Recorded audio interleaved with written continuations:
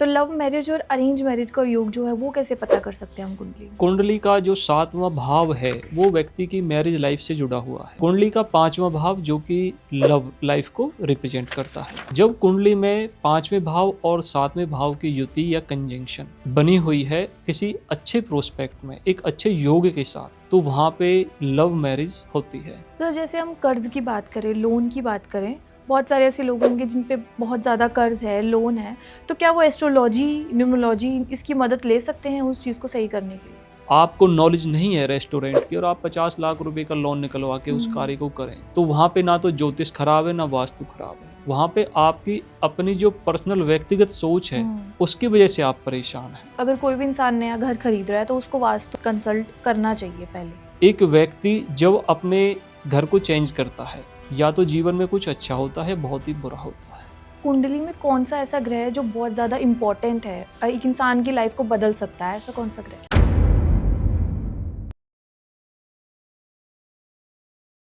नमस्कार, स्वागत है आप सबका वेदांत एस्ट्रोलॉजी में। और आज मैं हूं आपकी होस्ट मेहुल आपके साथ इस पॉडकास्ट में। और आज का पॉडकास्ट खास होने वाला है क्योंकि आज हम दोबारा सर से बात करेंगे एस्ट्रोलॉजी, वास्तु और न्यूमरोलॉजी के बारे में। तो आज जानेंगे वो डाउट्स, वो क्लियर्स, वो बातें जो हमारे माइंड में डाउट पैदा करती हैं, लेकिन सर से उन बातों की क्लैरिटी आज हम ओपन होके बात करेंगे। नमस्ते सर, स्वागत है आपका। Thank you ma'am.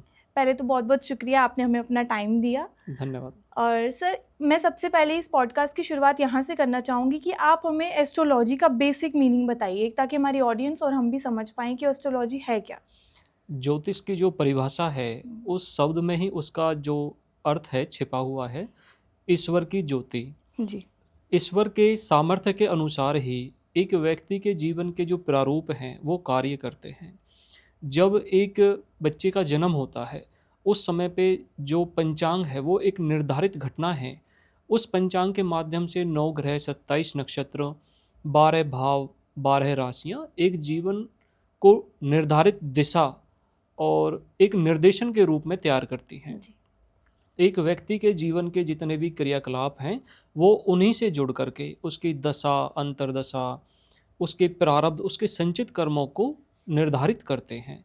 और उसी का जो प्रभाव है, जो परिणाम है, एक व्यक्ति के जीवन में सुख, दुख और संघर्ष के माध्यम से देखने के लिए मिलता है। ज्योतिष की जो परिकल्पना है उसमें उसके 3 बहुत ही महत्वपूर्ण स्तंभ हैं। देश, काल, परिस्थिति। एक व्यक्ति जो अपने जीवन में जितने भी रिजल्ट्स को फेस करता है, ये तीनों चीज़ें उसी के अनुसार कार्य करती हैं।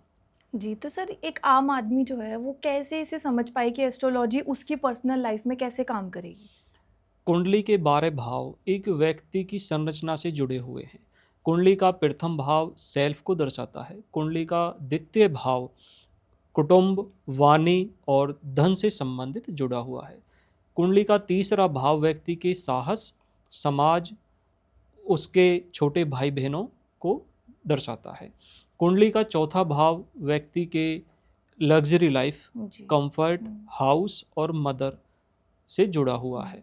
कुंडली का 5वां भाव व्यक्ति की नॉलेज, स्पोर्ट्स, उसके बच्चों के प्रभाव को दर्शाता है।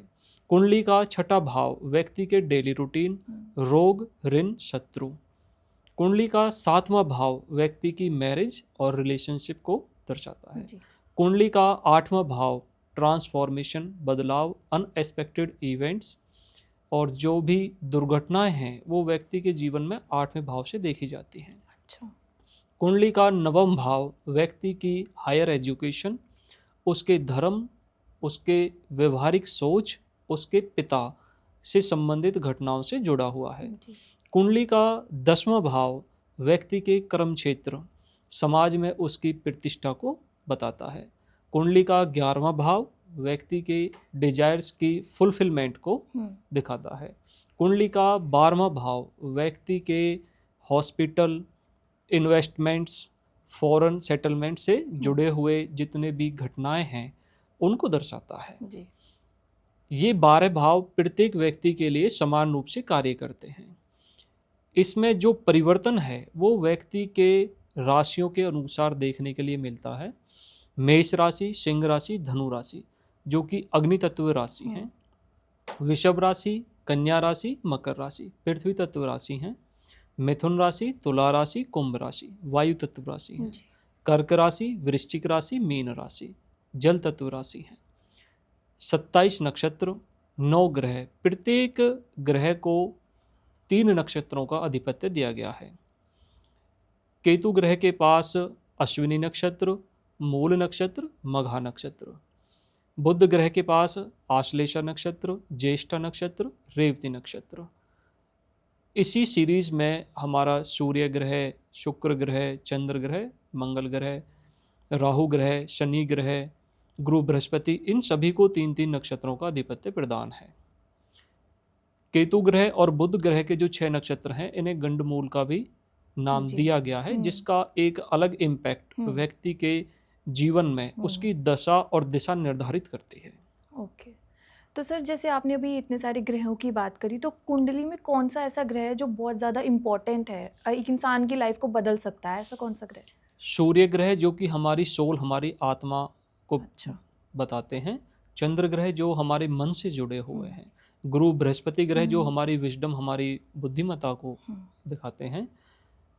शनि ग्रह जो हमारे कर्म क्षेत्र के कारक हैं। अच्छा। शुक्र ग्रह जो हमारे धन, हमारी लग्जरी लाइफ को दिखाते हैं। राहु ग्रह जो हमारी कल्पना शक्ति से जुड़े हुए हैं। बुध ग्रह जो कि हमारी वाणी से जुड़े हुए हैं। केतु ग्रह जो कि हमारी जड़ को प्रदर्शित करते हैं। 9 के 9 ग्रह एक व्यक्तिगत जीवन में सभी का एक महत्वपूर्ण स्थान है। ऐसा नहीं है कि हम किसी भी ग्रह को अच्छा या बुरा, कमज़ोर या शक्तिशाली मान सकते हैं। आपने कहा कि ऐसा नहीं है, लेकिन शनि ग्रह से बहुत सारे लोग ना डरते हैं। आपने भी सुना होगा कि इसका शनि है तो ऐसा हो जाएगा, वैसा हो जाएगा। तो शनि ग्रह मतलब अगर किसी पे शनि ग्रह है तो उसके साथ बुरा ही होगा? ऐसा कोई भी व्यक्ति इस पृथ्वी पर पैदा नहीं हुआ जिसकी कुंडली में शनि ग्रह नहीं हो। तो ये सिर्फ एक भ्रम वाली चीज़ें हैं कि राहु केतु शनि खराब है किसी का। लेकिन वर्तमान प्रोस्पेक्ट में इसकी बात इसलिए ज़्यादा होती है क्योंकि आज के समय में एक व्यक्ति के जीवन में सबसे महत्वपूर्ण जो स्थान है वो धन का है। और धन को पंच तत्व के साथ जोड़कर छठा तत्व आज वर्तमान समय में माना जाता है। एक व्यक्ति के पास धन का जो आगमन है वो उसके कर्म के निर्धारण से आता है। शनि जो कि एक कर्म कारक ग्रह है, इसीलिए शनि को बहुत ज़्यादा इम्पोर्टेंस दी गई है। लेकिन उसके जो नेगेटिव पहलू हैं उनको ज़्यादा बताने से लोगों के मन में एक भ्रम की जो स्थिति है, एक जो डर का माहौल है वो ज़्यादा देखने के लिए मिलता है। बिल्कुल। तो अगर किसी को मतलब ऐसा हो कि आपने कहा किसी के लिए शनि ज़्यादा वैसा पावरफुल है नेगेटिव वे में, तो उसे क्या करना चाहिए? देखिए, शनि ग्रह से संबंधित काफ़ी सारे ज्योतिषीय उपाय हैं जो कि वैदिक ज्योतिष में, भृगु नंदी नाड़ी ज्योतिष में, जैमिनी ज्योतिष में, लाल किताब ज्योतिष में, एस्ट्रो वास्तु में, न्यूमरोलॉजी, वैदिक न्यूमरोलॉजी, बहुत सारे कंसेप्ट्स के माध्यम से उन पे कार्य किया जाता है। शनि 7.5 का जो टाइम ड्यूरेशन है वो उसके सहम बिंदु और सर्वाष्टक बिंदु से जुड़ करके कार्य करता है। कुछ लोगों के जीवन में जो अंक स्थान है सर्वाष्टक बिंदु का, वो शनि की 7.5 में काफ़ी ऊंचाइयों को प्रदान करता है। और कुछ समय टाइम ड्यूरेशन में एक बदलाव शनि का इस प्रकार से भी है कि जो हम अपने व्यक्तिगत जीवन में कार्य करते हैं उसका जो रिजल्ट्स है वो शनि के माध्यम से ही जीवन में सुख दुख के जो हमारे पहलू हैं उनके रूप में देखने के लिए मिलता है। जी। तो सर, आपने जैसे ये सारी बातें बताई, तो अगर करियर से या हमें लाइफ से रिलेटेड कोई भी प्रॉब्लम है, हम स्टेबल नहीं रह पा रहे हैं, ओवर थिंकिंग बहुत है, स्ट्रेस बहुत है, तो वो कुंडली में कैसे पता करवा सकते हैं उस चीज़ का? ज्योतिष का जो प्रारूप है वो अधिकतर जिस फैक्टर पे काम करता है वो पंचतत्व है।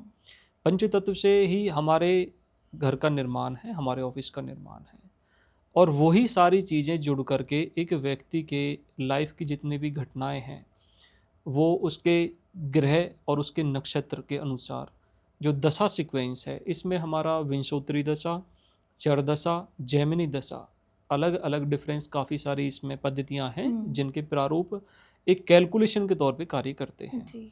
जब एक व्यक्ति मेडिकल तौर पे अनफिट है वहाँ पर ज्योतिष की हमें बहुत ही ज़्यादा ज़रूरत होती है।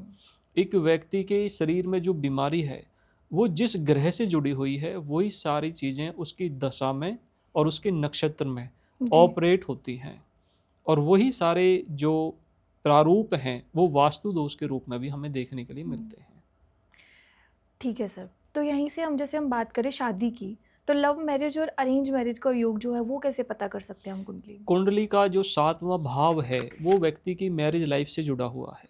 हम्म। कुंडली का 5वां भाव जो कि लव लाइफ को रिप्रेजेंट करता है। जब कुंडली में 5वें भाव और 7वें भाव की युति या कंजंक्शन बनी हुई है किसी अच्छे प्रोस्पेक्ट में, एक अच्छे योग के साथ, तो वहाँ पे लव मैरिज होती है। कुंडली का 2nd भाव जो कि परिवार का है, कुंडली का 4th भाव जो कि माता का होम टाउन से रिलेटेड है, जब इसका जुड़ाव कुंडली के 7वें भाव से होता है तो वहाँ पे अरेंज मैरिज के योग काफ़ी मजबूत होते हैं।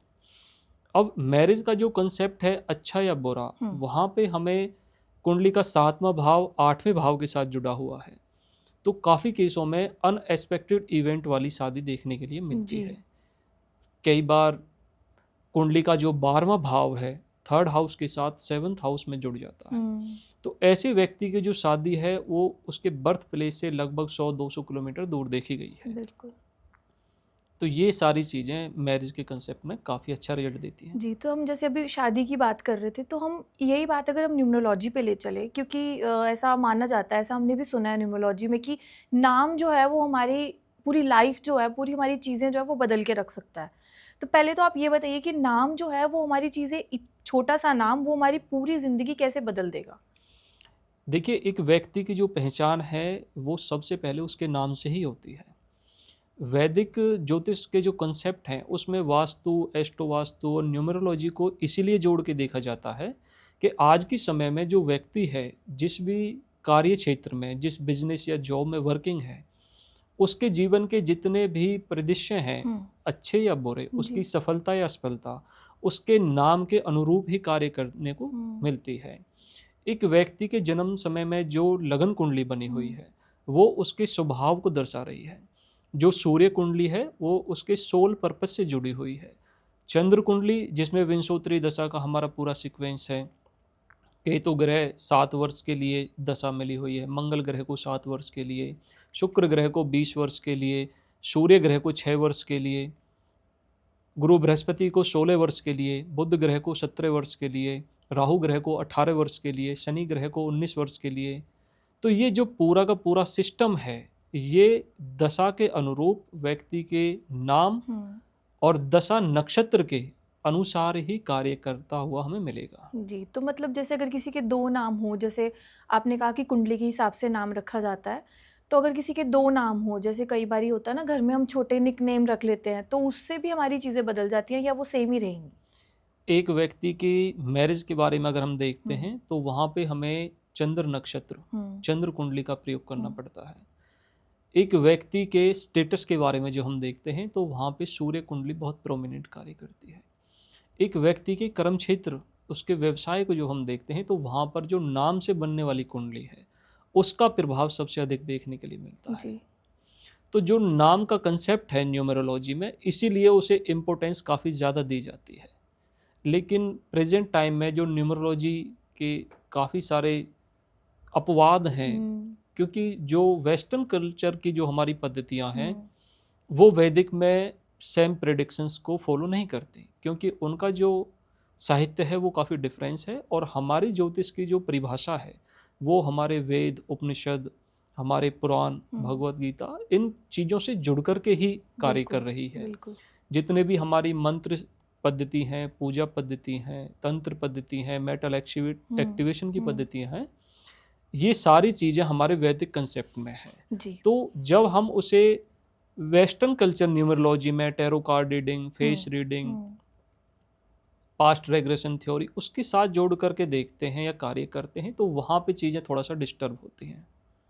तो मतलब हमारा जो निकनेम है वो भी सेम ही रहेगा, उसका भी इफेक्ट जो है वो सेम ही रहेंगे जो हमारा असली नाम है उसके जब आप कहीं पे जॉब करते हैं कुंडली का 6ठा भाव, या आप कोई व्यापार करते हैं कुंडली का 7वां भाव, तो वहाँ पे जितनी भी हमारी डॉक्यूमेंटेशन है, चाहे बैंक अकाउंट हो, चाहे कंपनी का नाम हो, वहाँ पे हमारे नाम का प्रयोग होता है, ना कि निकनेम का।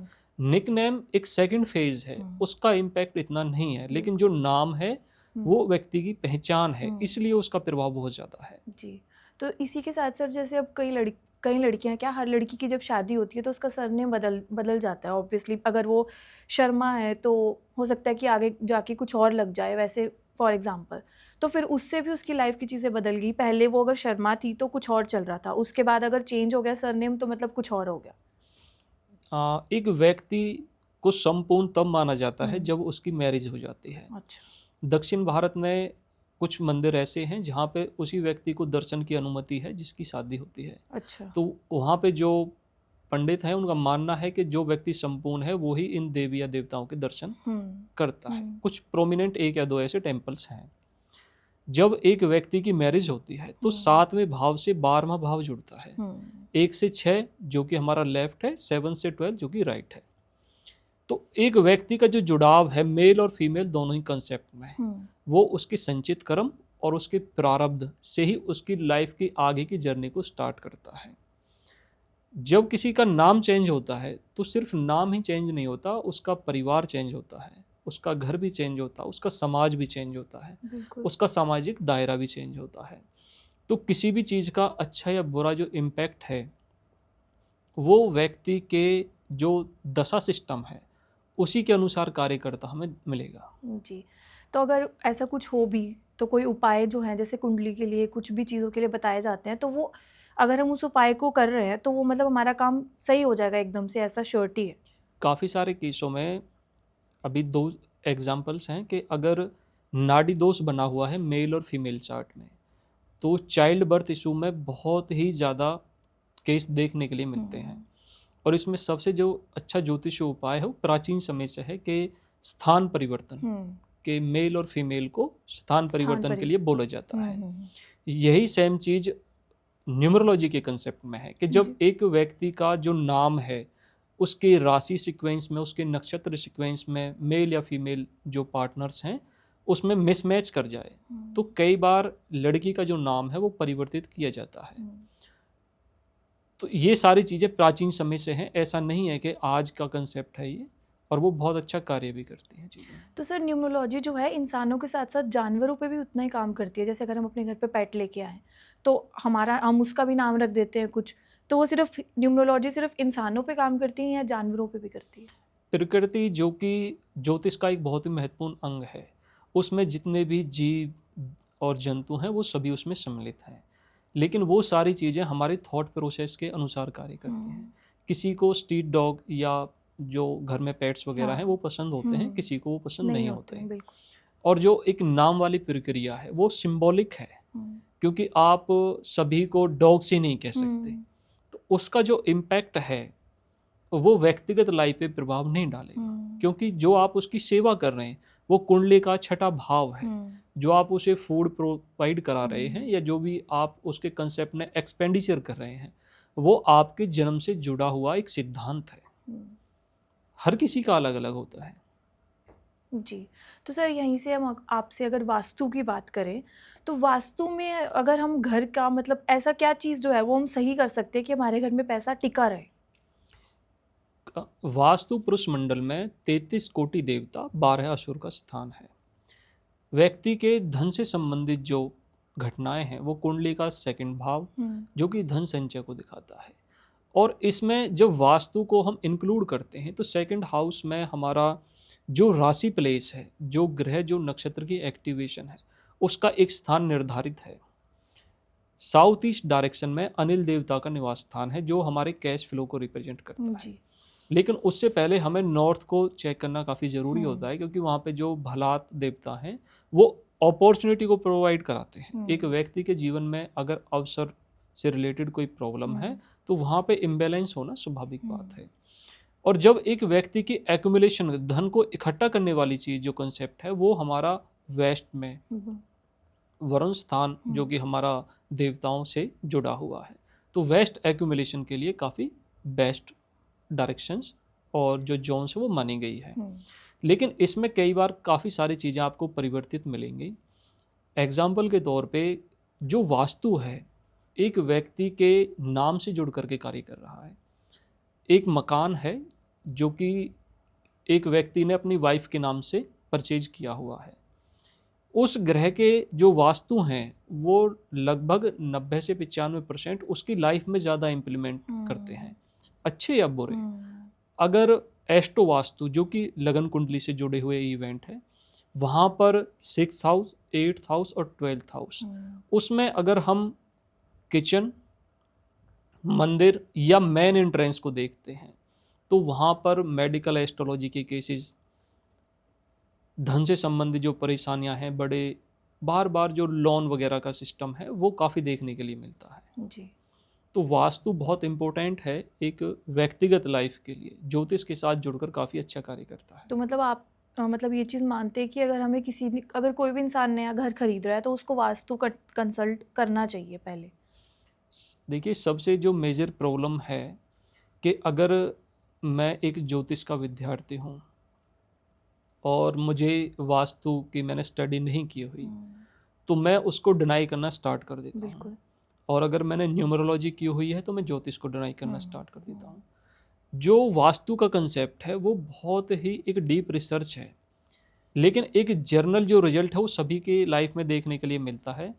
एक व्यक्ति जब अपने घर को चेंज करता है, या तो जीवन में कुछ अच्छा होता है, बहुत ही बुरा होता है।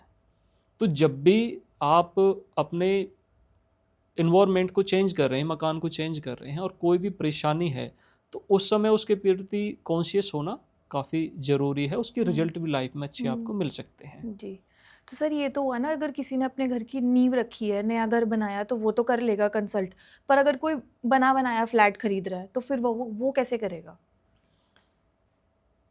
फ्लैट का और हाउस का दोनों का सेम इम्पैक्ट है, लेकिन जब उस ज्योतिषीय उपाय की बात करते हैं, वास्तु उपाय की बात करते हैं, तो सबसे पहले वास्तु उपाय साफ सफाई से रिलेटेड है। अच्छा। अगर कभी भी वास्तु दोष बना हुआ है तो ज़रूरी नहीं है कि हम उसमें तोड़ फोड़ करें या फिर उसमें बहुत ज़्यादा एक्सपेंडिचर करें। अगर पूरे हाउस को हम 1 मंथ में एक बार भी क्लीन करते हैं तो भी उसका काफ़ी अच्छा बेस्ट रिजल्ट देखने के लिए मिलता है। अच्छा, मतलब तोड़ फोड़ की उतनी नीड नहीं है, क्योंकि बहुत सारे लोग ना यही सोच के कि हमने अगर नया घर बनाया तब तो चलो वास्तु कंसल्टेंट की हमने मदद ले ली, पर अगर फ्लैट है ऑलरेडी बना हुआ है तो उसको तोड़ फोड़ करनी पड़ेगी, तो उसके लिए आप कहते हैं कि हमें तोड़ फोड़ की ज़रूरत नहीं है? वो पॉसिबल भी नहीं है, क्योंकि बहुत सारे जो फ्लैट्स वगैरह हैं तो वो उनकी एक टर्म होती है कि भाई आप इसमें छेड़खानी नहीं कर सकते, लेकिन उसका जो रिजल्ट है वो व्यक्ति की लाइफ में पूरे जीवन परमानेंट बना हुआ होता है।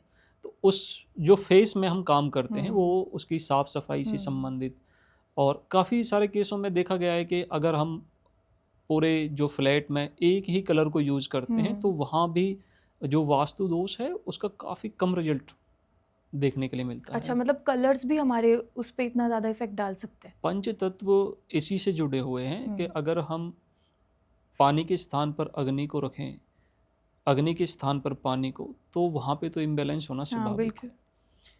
इसमें एक सेकंड जो फेज होता है वो एस्ट्रो वास्तु में है कि जब मंगल ग्रह का एस्पेक्ट नॉर्थ में 120 डिग्री है और रेस्टोरेंट से रिलेटेड वर्किंग है, शोभन योग, धनु लगन, मृगशिरा नक्षत्र, वृद्धि से संबंधित कोई भी कंसेप्ट, एकादशी तिथि बोन, जो चौगडिया है वो भी बेस्ट है, और जो हो रहा है वो हमारा शुक्र और मार्स के कॉम्बिनेशन को कुंडली में रिप्रेजेंट कर रहा है।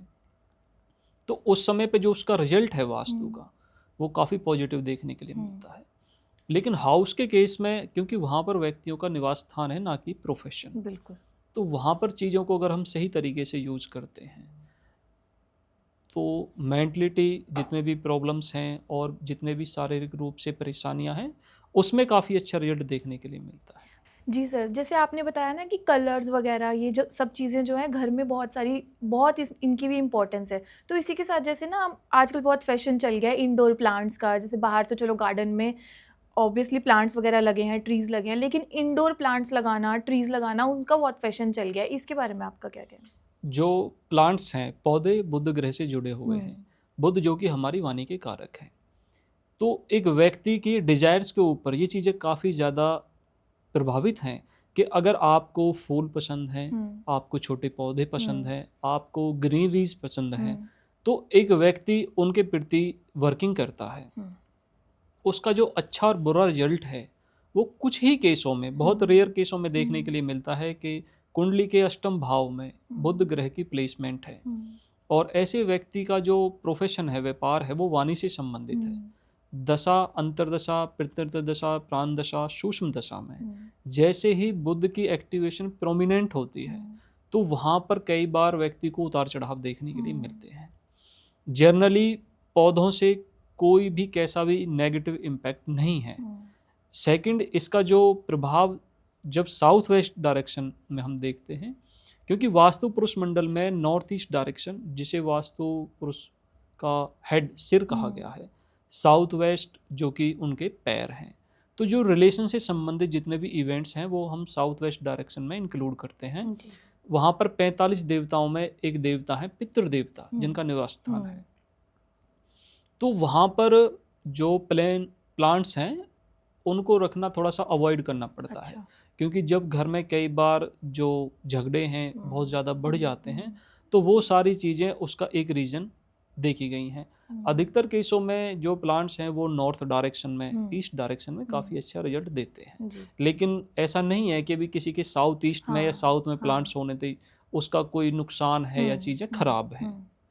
वो किसी एक्सेप्शनल जो केस हैं वहाँ पर देखने की ज़रूरत पड़ती है कि इनसे कोई इम्पैक्ट तो नहीं हो रहा व्यक्तिगत लाइफ में। जी। सर जैसे इसी के साथ ना आपने देखा होगा, आपने खुद भी देखा होगा और मैंने भी बहुत बार देखे, लोगों के घर में ना वो 7 घोड़ों वाली तस्वीर लगी होती है। या तो कोई कहता है कि फ्रंट जो आपका गेट का जो फ्रंट है वहाँ पे ऐसे कुछ माउंटेन्स वगैरह वाली पिक्चर या सीनरी लगाओ। तो ये भी चीज़ें इंपॉर्टेंट है या ये भी मतलब हम अपनी मर्जी से नहीं लगा सकते, ये भी एक वास्तु का पार्ट है? जो वास्तु की रेमेडी हैं वो जड़ और ज़मीन से जुड़ी हुई कार्य करती हैं। जैसे मेटल एक्टिवेशन से संबंधित है, पंच तत्व है, पंच तत्व के 5 अलग अलग मेटल जो कि मेडिकल एस्ट्रोलॉजी में, फाइनेंस प्रॉब्लम्स में, किसी ग्रोथ के रिगार्डिंग हम प्रयोग करते हैं। जो किसी भी इमेज वाला इम्पैक्ट है वो बहुत रेयर केस में कार्य करता है, और उसका रीज़न है कि जब आप एक मेटल को भूमि के अंदर यूज़ करते हैं, या आप एक कोई भी मेटल की इमेज किसी जी। ईश्वर की, किसी जीव की, हम्म, किसी जंतु की लेके आते हैं, और जब उसकी प्राण प्रतिष्ठा होती है तो एक एनर्जी का फ्लो होता है। जो हमारा तंत्र शास्त्र है जहाँ पर मेटल एक्टिवेशंस का प्रयोग किया जाता है किसी भी बहुत बड़ी बीमारी के समाधान के लिए, वो उस सेकेंडरी लेवल पे कार्य करता हुआ हमें देखने के लिए मिलता है। जी। अदरवाइज आज के समय में हर किसी के घर में कोई ना कोई इमेज होती है। हम्म, तो ये कहना कि 7 घोड़ों की इमेज लगाने से पैसा आएगा, हाँ। ऐसा पॉसिबल है कि घर में आपने एक गाय रखी हुई है, उसका पॉजिटिव इम्पैक्ट देखने के लिए मिलेगा। ऐसा नहीं है कि आपने एक गाय की इमेज लगा रखी है उसका आपको रिजल्ट मिले। मतलब ऐसा कुछ नहीं है, ये तो सिर्फ एक मिथ है जो फैलाया जा रहा है। जी। तो मतलब ऐसे अकॉर्डिंगली, आपके अकॉर्डिंग, अगर किसी का नया घर है या किसी को ऑलरेडी अपने घर में मतलब ऐसी पिक्चर या ऐसी सीनरीज यूज़ करनी हो, तो किस हिसाब की यूज़ करनी चाहिए? ये ज्योतिष व्यक्ति के जीवन को सरल बनाने के लिए है, और सबसे बड़ी प्रॉब्लम इन प्रेजेंट टाइम यही है कि हमने हर चीज़ में ना कमियां ढूंढनी स्टार्ट की हुई हैं। एक व्यक्ति ने कहा कि नॉर्थ में आप घोड़ों की इमेज लगाइए तो आपके पास अपॉर्चुनिटी आएगी। बिल्कुल। सेकंड वाले ने बोला साउथ में लगा दीजिए, पैसा बहुत आएगा। तो फिर कर्म करने की तो जरूरत ही नहीं पड़ेगी, बिल्कुल। घोड़ों की इमेज ही सारे कार्य कर सही देगी। बात। ये जो इमेज वाला कंसेप्ट है, बुक्स वाला कंसेप्ट है, इतना ज़रूर है वास्तु में कि नॉर्थ को, नॉर्थ ईस्ट को हमें हल्का रखना चाहिए। वहाँ पे जो हैवी चीज़ें हैं वो अवॉइड की गई हैं। साउथ में, वेस्ट में हमें उन चीज़ों को प्लेस करना चाहिए। तो ये एक जनरल वास्तु है, सभी के लिए कॉमन होता है। लेकिन ऐसा नहीं है कि कोई इमेज, कोई प्लांट, किसी एक छोटा सा प्लांट है, आप उसको नेचर कर रहे हैं, एक बच्चे की तरह पाल रहे हैं, वो आपका बुरा क्यों करेगा? बिल्कुल। तो भ्रम से निकलना बहुत ज़रूरी है। मतलब ये सारे मिथ ही हैं जो फैलाए जा रहे हैं, ऐसा कुछ नहीं है मतलब। हज़ारों कुंडलियों में 1 या 2% केसों में ऐसा होता है कि उसे रीड करना पड़ता है कि इस चीज़, इस पॉइंट बिंदु पे ये सहम बिंदु एक्टिवेट है, ये घटना नहीं घटित हो रही, या इसमें चीज़ें ब्रेक हो रही हैं, तब उस पे कार्य करने की ज़रूरत होती है। ऐसा नहीं है कि सभी के लिए पौधे खराब हैं या इमेज, ये सारी चीज़ें वर्क कर रही हैं। जी सर। तो सर जैसे किचन और बाथरूम का जो वास्तु दोष होता है ना, आप मतलब बोलते हैं कि किचन गलत जगह पे बना दिया है, बाथरूम गलत जगह पे बना दिया है, तो उसका हमारी लाइफ के ऊपर कितना इफेक्ट पड़ता है? किचन कुंडली का 12वां भाव है। एक व्यक्ति जो कि बार बार धन से संबंधित परेशानी या हॉस्पिटल के चक्कर लगा रहा है, मेडिसिन घर से ख़त्म ही नहीं हो रही, तो 1000% किचन में आपको दोष देखने के लिए मिलेगा। बिल्कुल। टॉयलेट वाला जो कंसेप्ट है, क्योंकि जो प्राचीन वास्तु का कंसेप्ट है वहाँ पे टॉयलेट की बात नहीं है, लेकिन इन प्रेजेंट अगर हम प्रैक्टिस के तौर पे एस्ट्रो वास्तु से जोड़कर देखते हैं, जितने भी कैंसर के पेशेंट हैं उनकी लगन कुंडली से 5वां जो भाव है उसमें जो भी राशि आपको मिलेगी वहाँ पे टॉयलेट सीट होगी। अच्छा। तो इस प्रोस्पेक्ट में जो वास्तु का जो रिजल्ट है वो मेडिकल एस्ट्रोलॉजी में हमें ज़्यादा अच्छा देखने के लिए मिला कि जो चीज़ें उसकी दशा से जुड़ी हुई हैं वो उसके वास्तु से जुड़ी हुई हैं। जैसे हम किसी ज्योतिष उपाय को इंक्लूड करते हैं व्यक्तिगत जीवन में, अगर उसी कार्य प्रणाली में हम वास्तु को भी सही कर लेते हैं, जन्म और मृत्यु ये दोनों फिक्स हैं ईश्वर की, बिल्कुल, लेकिन वास्तु और ज्योतिष के माध्यम से अगर वो दुख, वो पीड़ा 90% कम हो रही है तो फिर उसका अच्छा रिजल्ट है जी। तो सर यहीं से हम बात करते हैं, जैसे अब घर में हमने सब सारी चीज़ों की बात कर ली, मंदिर की। जैसे बड़े सारे लोग ना कंफ्यूज रहते हैं कि हम अगर अपने घर पे मंदिर बना रहे हैं तो कैसा बनाएं, क्या उसकी छत ओपन रखनी चाहिए या बंद छत वाला मंदिर रखना चाहिए, तो उस पर आपका क्या राय है? ईश्वर और धर्म एक व्यक्तिगत स्वतंत्रता का विषय है। किसी को मंदिर जाना पसंद है, किसी को मंदिर जाना पसंद नहीं है, किसी को ईश्वर की पूजा करनी पसंद है, किसी का उसमें इंटरेस्ट नहीं है। तो मंदिर का जो कंसेप्ट है वो सिर्फ इतना ही कार्य करता है कि आप जिस भी डायरेक्शन में उसे रख रहे हैं वहाँ पे साफ सफाई का विशेष ध्यान रखा जाए। और अधिकतर केसों में ऐसा होता है कि जो फ्लैट्स वाला हमारा इम्पैक्ट है वहाँ पे तो बेस आपके पास है ही नहीं। बिल्कुल। तो ऐसा नहीं है कि वहाँ पे मंदिर या आपकी श्रद्धा में कोई कमी रहेगी या उसका कोई रिजल्ट खराब रहेगा। दूसरा, जब मंदिर में आप अपनी जो भी पूजा अर्चना से संबंधित सामग्री वगैरह रखते हैं उसे हमें एक सीक्वेंस में सही तरीके से संभाल के रखना चाहिए। ऐसा नहीं है कि आप मंदिर को ही एक स्टोर के तौर पे स्थापित कर दें, तो फिर उसका इम्बैलेंस भी देखने के लिए मिलता है। अच्छा। क्योंकि न्यूरोलॉजी के जो कंसेप्ट हैं ब्रेन से संबंधित, वहाँ पर मंदिर का इम्पोर्टेंस बहुत देखने के लिए मिलता है। अगर वहाँ पे इम्बैलेंस है तो जो कैरेनियम हमारा कपाल जिसमें 8 हड्डियाँ हैं, पिट्यूटरी ग्रंथि है, यहाँ पे कोई ना कोई इंजरीज वगैरह या फिर उसके जो वर्किंग प्रोसेस है उसमें थोड़ा सा दिक्कत देखने के लिए कई केसों में मिली है। सर इसमें ना लोग इस बात पे भी कंफ्यूज हैं कि अगर हम मंदिर में अगर कोई मूर्ति रखते हैं, मतलब भगवान की कोई भी मूर्ति रखते हैं, तो उसकी स्थापना करवाना ज़रूरी है। ऐसा मतलब ज़रूरी है कि अगर हमने कोई भी मूर्ति लाई तो ला के सीधा रख दी, पूजने लग गए, ऐसा ठीक है, या फिर उसकी स्थापना प्रॉपर मतलब पंडित से करवानी ज़रूरी है? सही प्रारूप में अगर हम अपने वैदिक कल्चर में उस चीज़ को जोड़ें तो उसकी प्राण प्रतिष्ठा होनी बहुत ज़रूरी है, लेकिन ये फर्स्ट स्टेप है। अधिकतर केसों में क्या होता है कि हमने उस मूर्ति की प्राण प्रतिष्ठा की, अब क्या होता है कि हम कहीं घूमने के लिए या कहीं भी बाहर विजिट कर रहे हैं तो हम उसे एक टोकरी में रखते हैं और उसे घुमाना स्टार्ट कर देते हैं। तो जो प्राण प्रतिष्ठा है वहाँ पर हमारा भूमि तत्व का बहुत इम्पोर्टेंस है। भूमि तत्व का सेंस ये है कि जो हम उसे स्थान दे रहे हैं, तो एक तो वहाँ से घूमने फिरने वाला जो सिस्टम है वो थोड़ा सा चीज़ों को डिस्टर्ब करता है। दूसरा, ऐसा नहीं है कि प्राण प्रतिष्ठा होने के बाद यहाँ पे भगवान आ चुके हैं, अब उसे आपको एक व्यक्तिगत प्रारूप में, जैसे एक परिवार के सदस्य का पालन पोषण है, उसी तरीके से उसके जितने भी संस्कार हैं उसमें एक व्यक्ति के डेली रूटीन का निहित होना काफ़ी ज़रूरी होता है। अदरवाइज उसके साइड इफ़ेक्ट बहुत ही खतरनाक होते हैं। या तो आप उसे स्थान दीजिए मत, और अगर स्थान दे रहे हैं तो फिर वो एक आपके परिवार का सदस्य है, आपको सारी चीज़ें सेम उसी तरीके से मैनेज करके रखनी भी ज़रूरी है। बिल्कुल। सर जैसे आपने अभी बोला कि कहीं पे भी लेके जाना मूर्ति को, जैसे हमने भी बहुत बार देखा है, ये रास्ते में भी या कहीं इंस्टाग्राम पे भी आपने भी देखा होगा कि लोग भगवान की मूर्ति को किसी टोकरी में या किसी उसमें रख के जहाँ साथ जा रहे हैं वहाँ लेके चले जाते हैं। तो ये चीज़ सही है? क्योंकि हम जा रहे हैं तो कहीं भी जा रहे हैं, कितने लोग साथ में जाते हैं, टच भी होता है, तो वो चीज़ अच्छी है आपके हिसाब से? देखिए, अब जब हम भोजन करते हैं तो 2 चीज़ों का बहुत ध्यान रखा जाता है। एक तो भोजन कैसा है, दूसरा जिस स्थान पे बैठ के हम भोजन कर रहे हैं हम उसकी साफ सफाई का पूरा ध्यान रखते हैं। लेकिन जब एक व्यक्ति अपने घर से बाहर विजिट कर रहा है, ऐसा नहीं है कि वो पूरे दिन गाड़ी में ही रहेगा। बिल्कुल। ऐसा भी नहीं है कि वो जिस स्थान से जा रहा है, धर्म को मानने वाला व्यक्ति काफ़ी सारी चीज़ों को फॉलो भी करता है। एक व्यक्ति जो कि ट्रेन में सफ़र कर रहा है और उसके पड़ोस में आके एक व्यक्ति ड्रिंक करके बैठ जाए, बिल्कुल तो वो चीज़ें गलत हैं। गलत। तो इसीलिए ये चीज़ें हैं कि जो आप ईश्वर के प्रारूप में अपने आप को जोड़ रहे हैं, तो वहाँ पे एक अच्छे थॉट प्रोसेस के साथ साथ अपने इंटेलिजेंस का भी प्रयोग करना जरूरी है। जी, तो मतलब ये चीज़ एक तरफ से गलत है, अवॉइड करनी चाहिए अवॉइड। चीज़ें। जी।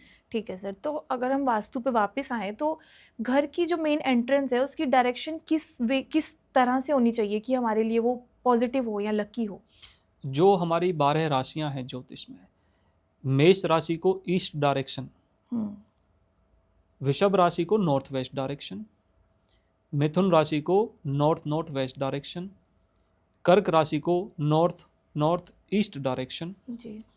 सिंह राशि को ईस्ट नॉर्थ ईस्ट डायरेक्शन, कन्या राशि को नॉर्थ डायरेक्शन, तुला राशि को south west west south west direction, वृश्चिक राशि को साउथ साउथ वेस्ट डायरेक्शन, धनु राशि को नॉर्थ ईस्ट डायरेक्शन, मकर राशि को साउथ डायरेक्शन, कुंभ राशि को वेस्ट डायरेक्शन, मीन राशि को south east direction.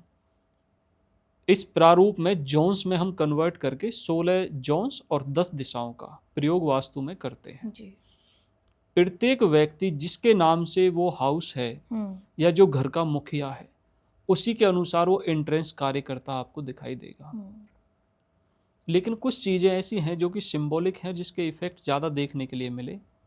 South east direction में अगर किसी का मुख्य दरवाज़ा है, वहाँ पर धन से संबंधित परेशानियाँ बहुत ज़्यादा देखने के लिए मिलती हैं। लोन बार बार व्यक्ति को लेना पड़ता है।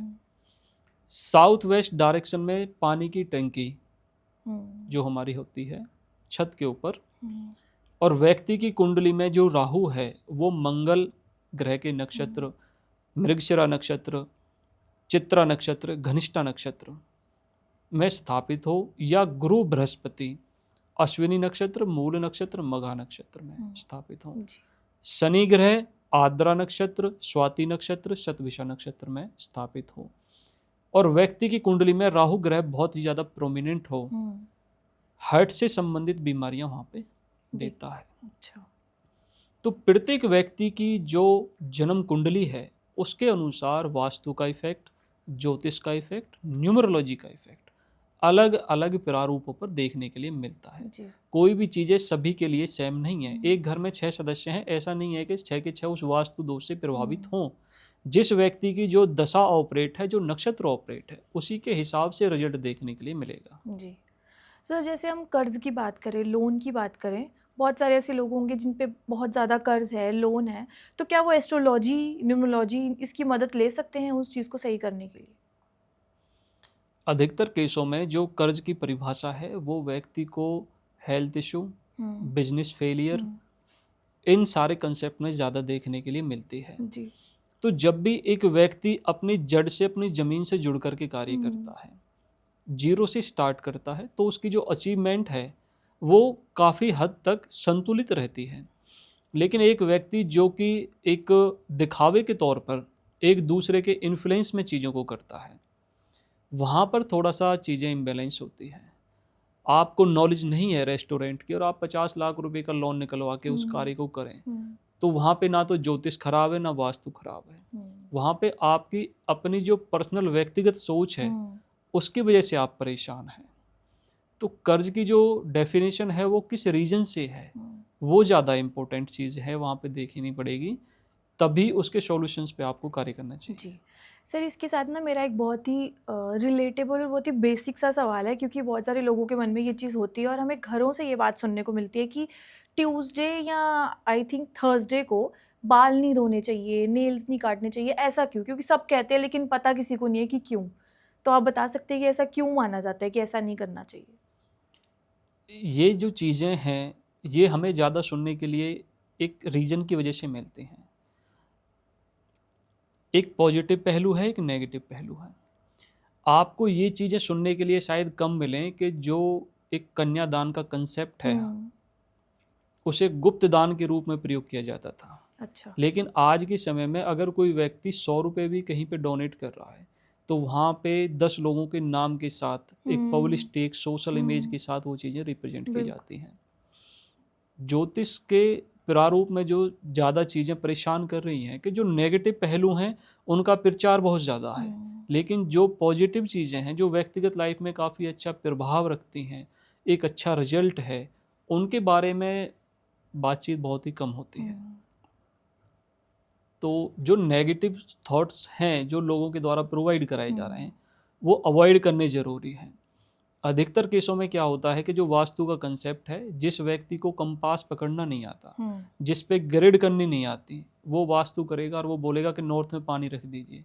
सबसे पहले देखिए कि चंद्रमा की पोजीशन क्या है, सामने वाले की लगन कुंडली क्या है, उसका जो पंचांग है, तिथि क्या है, नक्षत्र क्या है, योग क्या है, वार क्या है, चौगडिया क्या है, करण क्या है, वो सारी चीज़ें एक व्यक्तिगत लाइफ में इम्पैक्ट करती हैं और उसी के प्रभाव के अनुसार व्यक्तिगत जीवन में जो उतार चढ़ाव हैं वो देखने के लिए मिलते हैं जी।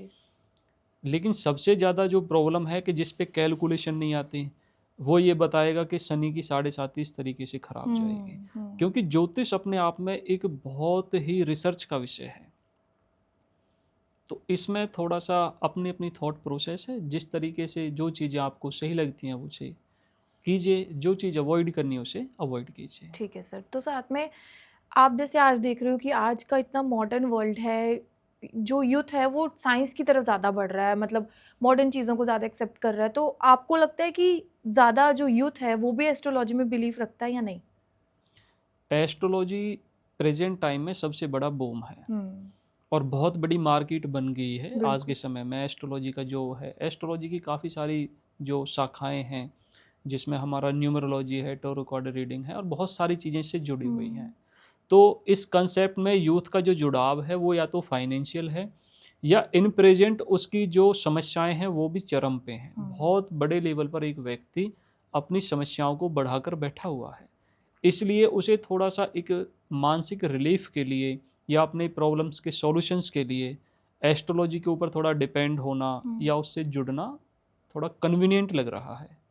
तो एक रीज़न ये काफ़ी बड़ा है इसका, एस्ट्रोलॉजी के जुड़ाव का, उसकी प्रचार का, उसके प्रचार का। मतलब यूथ जो है वो ज़्यादा है, इसका मतलब एस्ट्रोलॉजी में बिलीव कर रहा है। देखिए, आधुनिक भारत के सबसे बड़े जो एस्ट्रोलॉजर हैं वो चंद्रगुप्त मौर्य के जो गुरु हैं आचार्य चाणक्य हैं, और उस समय पे सैकड़ों राजा महाराजा हैं जिनके जो बच्चे हैं वो तक्षशिला विश्वविद्यालय के स्टूडेंट थे। लेकिन उन्होंने एक बेसिक, एक जर्नल व्यक्ति को पूरे हिंदू सम्राट का प्रारूप बना के खड़ा कर दिया। तो वहाँ पे एक बहुत कॉमन चीज़ थी, जो हमारा तक्षशिला विश्वविद्यालय है, वहाँ पे मेडिकल की पढ़ाई, राजनीति की पढ़ाई, आर्थिक क्षेत्र की पढ़ाई, सारी चीज़ें उस गुरुकुल में वहाँ के जो आचार्य हैं वो उसमें निपुण थे। अब जो एस्ट्रोलॉजी का कंसेप्ट है और जो उसकी वर्किंग का कंसेप्ट है, ये इस चीज़ के जुड़ाव को ज़्यादा चिन्हित करता है कि सामने वाले ने आपसे कहा कि जी हमें मेडिकल की ये प्रॉब्लम है, तो सबसे पहले उसे रेमेडी बताने से पहले उसके बीमारी के बारे में, उसकी मेडिसिन के बारे में, उसके डॉक्टर के बारे में जानना चाहिए। ऐसा नहीं है कि भाई किसी व्यक्ति की क्रिटिकल कंडीशन है और आप उससे उपाय करा रहे हैं, सबसे पहले उसे डॉक्टर के पास जाना चाहिए। बिल्कुल। जब एक लंबे समय से व्यक्ति परेशान है, 2 महीने, 6 महीने, 1 साल, उसके सेकेंडरी फेज पे फिर ज्योतिष उपाय की हमें ज़रूरत है। तो बहुत कम केस ऐसे होते हैं जहाँ पे ज्योतिष का, वास्तु का, न्यूमरोलॉजी का इम्बैलेंस होता है। अधिकतर केसों में जो व्यक्ति की अवेयरनेस है वो उसे ज़्यादा थोड़ा सा इफ़ेक्ट कर रही होती है। तो इसलिए ज़रूरी नहीं है कि आप छोटी छोटी समस्याओं के लिए ज्योतिष, वास्तु, इसके पीछे भागें, बहुत सारा पैसा खर्च करें, वो थोड़ा सा गलत है। जी।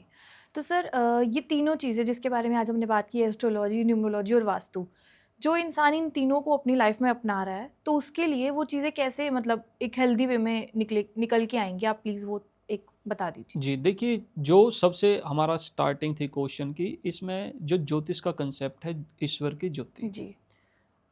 अगर ईश्वर के प्रति आपकी श्रद्धा अच्छी है, ईश्वर में विश्वास काफ़ी अच्छा है, तो आप अपने डिफ़िकल्ट समय से उसके नाम से ही निकल सकते हैं।